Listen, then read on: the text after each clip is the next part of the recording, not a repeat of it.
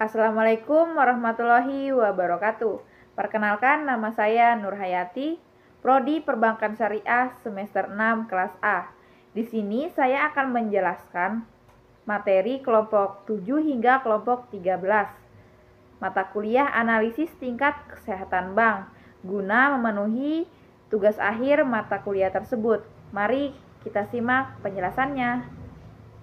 Pengertian resiko perbankan syariah. Bank syariah adalah salah satu unit bisnis yang juga akan menghadapi risiko manajemen bank itu sendiri. Bahkan, kalau kita cermati mendalam, bank syariah merupakan bank yang banyak dengan risiko karena dalam menjalankan aktivitasnya banyak berhubungan dengan produk-produk bank yang mengandung banyak risiko seperti produk mudharabah. Selanjutnya, jenis-jenis risiko pada perbankan syariah. Yang pertama, risiko modal. Salah satu fungsi modal adalah melindungi data penyimpanan dana terhadap kerugian yang terjadi pada bank. Jumlah modal yang dibutuhkan untuk melindungi para penyimpan dana berhubungan dengan kualitas dan risiko dari aset bank. Selanjutnya, risiko pembiayaan. Risiko pembiayaan muncul jika bank tidak bisa memperoleh kembali cicilan pokok, dana, atau bagi hasil dari pembiayaan yang diberikan. Ada 4 macam risiko pembiayaan, yaitu risiko pembiayaan murabahah, salam istisna, mudharabah, dan musyarakah. Risiko likuiditas secara luas dapat didefinisikan sebagai kemampuan untuk memenuhi kebutuhan dana dengan segera dengan pembiayaan sesuai. Selain itu, di dalam risiko likuiditas ada risiko operasional, risiko kerugian dalam bentuk ketidakcukupan atau kegagalan proses internal yang terkait dengan manusia dan sistem. Selanjutnya, risiko hukum, yaitu akibatnya adanya tuntutan hukum. Risiko reputasi timbul akibat adanya publikasi yang negatif. Risiko strategis timbul karena adanya penetapan dan pelaksanaan strategi. Risiko kepatuhan timbul akibat tidak dipatuhinya peraturan yang berlaku. Risiko pasar yaitu kerugian pada portofolio yang dimiliki perbankan. Selanjutnya, tata kelola dalam bank syariah. Yang pertama, model tata kelola berdasarkan pemangku kepentingan. Kadang disebut juga inisiatif multi pemangku kepentingan adalah struktur tata kelola yang berusaha mempersatukan para pemangku kepentingan untuk berpartisipasi dalam bidang dialog, pengambilan keputusan, dan pelaksanaan solusi bagi masalah atau tujuan bersama. Selanjutnya, peran dan tanggung jawab Dewan Syariah. Salah satu ciri yang membedakan antara bank syariah dan bank konvensional adalah adanya Dewan Pengawas Syariah atau DPS pada perbankan syariah, sehingga DPS mempunyai peran yang penting dalam menentukan produk dan jasa yang ditawarkan ke masyarakat sesuai dengan prinsip syariah.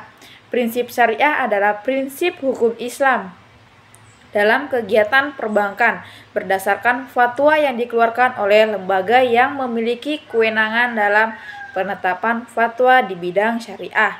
Selanjutnya, permasalahan dalam tata kelola masyarakat. Salah satu permasalahan dalam tata kelola syariah adalah interpretasi yang beragam terhadap hukum-hukum syariah itu sendiri. Dalam Islam, terdapat berbagai aliran dan mazhab yang memberikan penafsiran yang berbeda, teks-teks suci dan prinsip hukum syariat. Perbedaan ini dapat menyebabkan ketidakjelasan dan ketidakpastian dalam pelaksanaan syariat, serta memunculkan konflik di antara kelompok yang berbeda. Selanjutnya, unit kajian. Unit kajian syariah adalah sebuah entitas atau lembaga yang bertanggung jawab untuk mengkaji dan menganalisis aspek-aspek hukum Islam, serta mengeluarkan fatwa dan pendapat hukum dalam berbagai masalah yang berkaitan. Selanjutnya, pemegang akun investasi sebagai pemangku kepentingan. Sebagai pemangku kepentingan, pemegang akun investasi memainkan peran penting dalam pasar keuangan. Mereka adalah individu atau entitas yang memiliki akun investasi seperti rekening bank, rekening efek, atau rekening investasi lainnya. Pemegang akun investasi memiliki kepentingan finansial dan keuangan yang terkait dengan kinerja investasi mereka. Selanjutnya, transparansi dan kualitas data. Pengertian transparansi dan kualitas data. Transparansi dapat didefinisikan sebagai kualitas dari informasi atau data yang disampaikan kepada publik dalam konteks organisasi atau entitas pemerintah. Transparansi dan kualitas data seringkali dianggap sebagai faktor penting dalam membangun kepercayaan publik. Transparansi mengacu pada penciptaan lingkungan di mana informasi mengenai kondisi, keputusan, dan tindakan yang dapat diakses, dilihat, dan dipahami oleh semua pelaku pasar. Pentingnya transparansi dan kualitas data terdapat ada 5, yaitu meningkatkan kepercayaan, meningkatkan efektivitas, meningkatkan akuntabilitas, meningkatkan efisiensi, meningkatkan kesalahan, dan manipulasi data. Selanjutnya, hambatan pada transparansi dan kualitas data. Yang pertama, kurangnya aksesibilitas data. Yang kedua, masalah dengan tingkat keamanan data. Yang ketiga, tidak adanya standar data yang konsisten. Yang keempat, kurangnya kesadaran. Yang kelima, sistem berbeda. Selanjutnya, faktor yang mempengaruhi transparansi dan kualitas data yaitu kesalahan manusia, kualitas perangkat lunak, kualitas infrastruktur, kualitas proses bisnis, dan kualitas kontrol. Transparansi pada laporan keuangan. Transparansi pada laporan keuangan adalah kemampuan untuk menyajikan informasi keuangan secara jelas, akurat, dan mudah dipahami oleh pengguna laporan keuangan. Hal ini sangat penting karena laporan keuangan merupakan alat yang digunakan oleh pihak-pihak yang berkepentingan. Pengertian kecukupan modal dan sejarah Basel. Modal merupakan faktor yang amat penting bagi perkembangan dan kemajuan bank sekaligus menjaga kepercayaan masyarakat. Modal merupakan bagian dari dana yang dapat digunakan bank dalam aktivitas kesehariannya. Kecukupan modal merupakan faktor yang penting bagi bank dalam rangka pengembangan usaha dan menampung risiko kerugian. Sejauh ini, BCBS telah mengeluarkan 3 kesepakatan yang disebut Basel I, Basel II, dan Basel III dengan tujuan untuk meningkatkan kredibilitas perbankan dengan memperkuat pengawasan perbankan di seluruh dunia. Perbedaan utama antara Basel I, Basel II, dan Basel III adalah Basel I dibentuk untuk menentukan rasio minimum modal terhadap aset tertimbang menurut resiko untuk bank. Basel II dibentuk untuk memperkenalkan tanggung jawab pengawasan dan untuk memperkuat persyaratan modal minimum. Basel III dibentuk untuk mempromosikan kebutuhan buffer likuiditas. Nah, selanjutnya, faktor-faktor yang mempengaruhi kecukupan modal atau CAR pada bank. Yang pertama, pengaruh NPL terhadap CAR. Menurut Siamat 2001, kredit bermasalah atau sering juga disebut non-performing loan atau NPL yaitu kualitas aktiva kredit yang bermasalah akibat pinjaman oleh debitur yang gagal melakukan pelunasan karena adanya faktor internal. Peningkatan NPL akan mencerminkan resiko kredit yang ditanggung pihak bank. Yang kedua, pengaruh LDR terhadap CAR. Semakin tinggi LDR menunjukkan semakin beresiko kondisi likuiditas bank. Sebaliknya, semakin rendah LDR menunjukkan kurangnya efektivitas bank dalam menyalurkan kredit. Semakin tinggi LDR, maka CAR semakin menurun, sehingga kondisi likuiditas terancam apabila pertumbuhan jumlah kredit yang diberikan lebih besar daripada pertumbuhan jumlah dana yang dihimpun, maka nilai LDR bank tersebut akan semakin tinggi. Selanjutnya, pengaruh ROA terhadap CAR.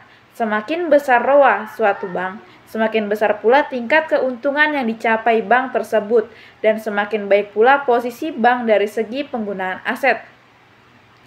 Di samping itu, sesuai teori pecking order bahwa keuntungan bank akan diutamakan untuk menambahkan modal bank. Karena itu, semakin tinggi ROA, semakin tinggi CAR. Konsep penilaian kesehatan bank. Tingkat penilaian kesehatan bank merupakan hasil penilaian kondisi bank dalam rangka mengatasi risiko dan kinerja bank. Dapat juga dikatakan penilaian kesehatan bank merupakan cerminan dari kinerja fungsi bank.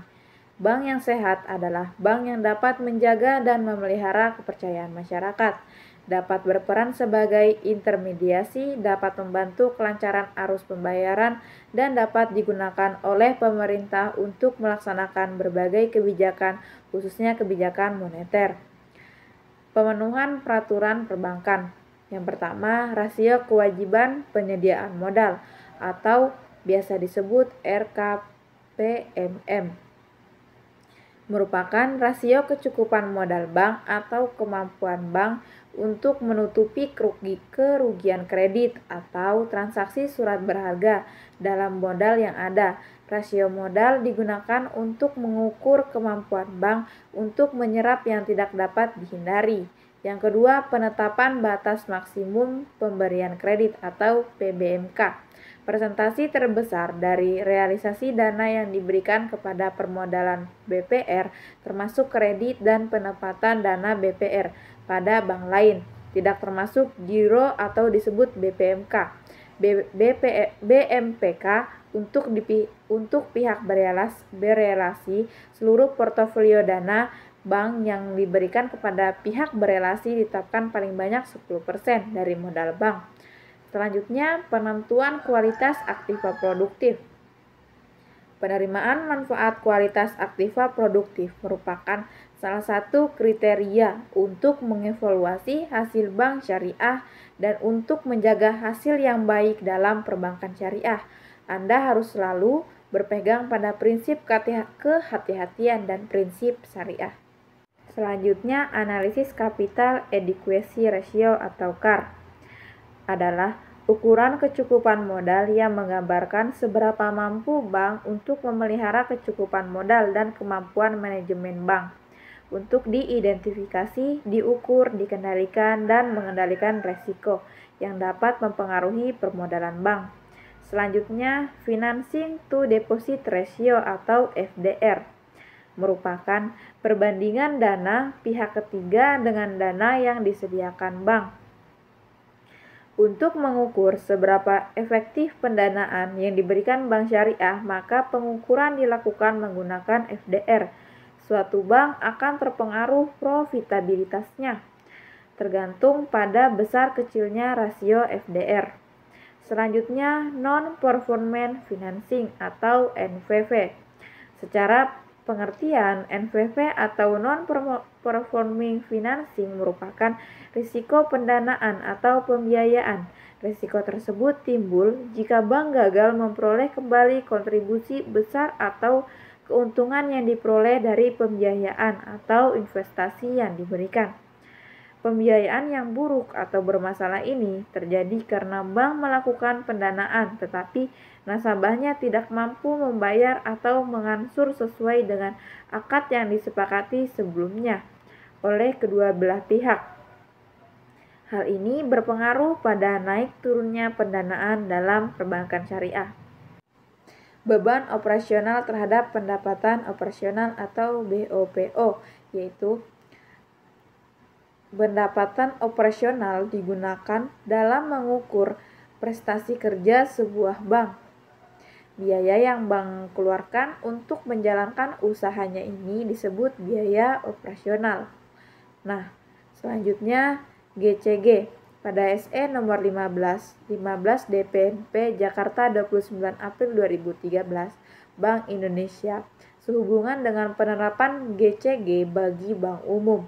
Seluruh bank umum di Indonesia menggunakan pendekatan berbasis risiko atau RBBR untuk melakukan penilaian sendiri. Penilaian kinerja GCG berdasarkan 5 prinsip inti dikelompokkan ke dalam sistem manajemen yang terdiri dari 3 aspek manajemen, yaitu struktur manajemen, manajemen proses, dan hasil manajemen. Proses analisis risiko. Proses analisis risiko dalam perbankan merupakan langkah yang penting untuk mengidentifikasi, mengevaluasi, dan mengelola risiko yang dihadapi oleh lembaga keuangan. Tujuan utama dari analisis risiko adalah untuk mengidentifikasi potensi kerugian atau dampak negatif yang mungkin terjadi pada bank dan mengambil langkah-langkah yang tepat untuk mengurangi risiko tersebut. Selanjutnya, proses pengawasan. Proses pengawasan perbankan melibatkan tindakan pemerintah atau otoritas pengawasan keuangan untuk memastikan bahwa lembaga-lembaga perbankan beroperasi dengan mematuhi peraturan dan standar yang ditetapkan. Tujuan dari pengawasan perbankan adalah untuk melindungi kepentingan nasabah, menjaga stabilitas sistem keuangan, dan mencegah terjadinya risiko yang dapat membahayakan perekonomian. Selanjutnya, pengawasan terkonsolidasian adalah pendekatan pengawasan yang melibatkan otoritas pengawasan keuangan dalam mengawasi dan mengontrol grup perusahaan keuangan secara keseluruhan, bukan hanya fokus pada setiap entitas perbankan secara terpisah. Pendekatan ini mengakui bahwa risiko dan introkoneksi antara entitas dalam grup perusahaan dapat mempengaruhi stabilitas keuangan secara keseluruhan. Selanjutnya, kerjasama pengawasan dengan auditor internal dan eksternal. Kerjasama antara otoritas pengawasan perbankan dengan auditor internal dan eksternal memiliki peran penting dalam menjaga transparansi, integritas, dan kepatuhan di dalam industri perbankan. Auditor internal. Auditor internal adalah tim atau departemen yang berfungsi secara independen di dalam bank untuk melakukan pemeriksaan internal terhadap kegiatan dan operasi bank. Auditor eksternal adalah lembaga independen yang ditunjuk untuk melakukan audit atas laporan keuangan bank secara reguler. Hubungan analisis risiko dengan pengawasan bank. Hubungan analisis risiko dan pengawasan bank sangat erat. Analisis risiko digunakan sebagai alat penting dalam pengawasan bank untuk mengidentifikasi, mengukur, dan mengelola risiko yang dihadapi oleh bank. Sejarah dan perkembangan bank syariah. Bank syariah muncul di Indonesia pada tahun 1990-an. Pemrakrasa pendirian Bank Syariah di Indonesia dilakukan oleh Majelis Ulama Indonesia (MUI) dan pemerintah serta dukungan dari Ikatan Cendekiawan Muslim Indonesia (ICMI) dan beberapa pengusaha muslim. Selanjutnya, pengertian bank syariah dan globalisasi. Berdasarkan Undang-Undang Nomor 21 Tahun 2008 tentang Perbankan Syariah, bank syariah merupakan bank yang menjalankan kegiatan usaha berdasarkan prinsip syariah atau prinsip hukum Islam. Globalisasi adalah suatu proses di mana antar individu, antar kelompok, dan antar negara saling berinteraksi, bergantung, terkait, dan mempengaruhi satu sama lain yang melintasi batas negara. Selanjutnya, tantangan bank syariah di era globalisasi. Beberapa tantangan perbankan syariah antara lain adalah implementasi pada sistem, intermediasi dua arah, manajemen risiko, standarisasi, konsolidasi, pembenahan dari sisi kelembagaan, ketersediaan sumber daya insani yang berkualitas, kurangnya pemahaman masyarakat terhadap perbankan syariah. Nah, selanjutnya, strategi perbankan syariah dalam menghadapi tantangan di era globalisasi. Beberapa strategi yang dilakukan dalam menghadapi tantangan bank syariah yaitu: pertama, membentuk sumber daya insani (SDI) yang berkualitas. Yang kedua, ekspansi segmen pasar bank syariah. Yang ketiga, akselerasi produk perbankan syariah. Selanjutnya, penggunaan sistem informasi dan teknologi (IT) modern. Selanjutnya, kepemimpinan dinamis, membuat citra baru perbankan syariah, mengembangkan produk-produk bank syariah, meningkatkan kualitas pelayanan, melakukan komunikasi yang umum serta terbuka.